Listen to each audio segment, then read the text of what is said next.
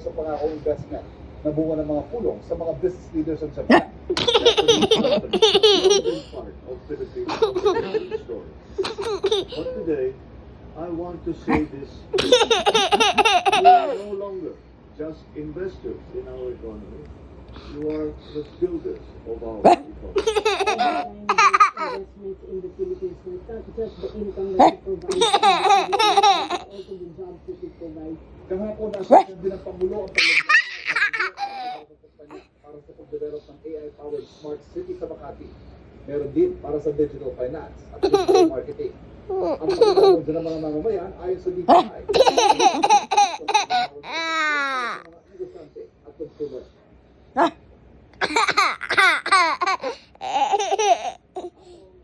Bukas ay balik Pilipinas.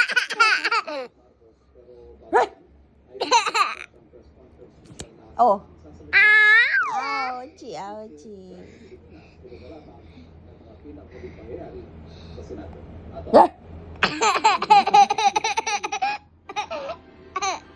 Ilang linggo nang may aksyon, iyakan ang sagan ng ina na Senate ang mga nagaganap sa Senado. Sabi ng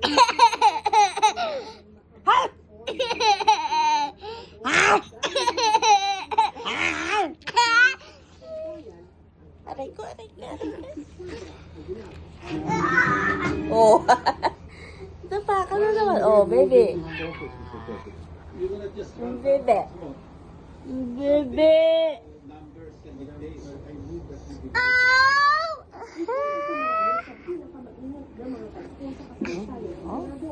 ang mainit na debate ng ugat sa pag-agulay sa rules para payagan ng makaboto at isang gano'n ay hindi ka makagano ng sukat sa sistema na ulit sa sabutan ng taga-Managya at Lunagya na pinaka-pagkapersonal na.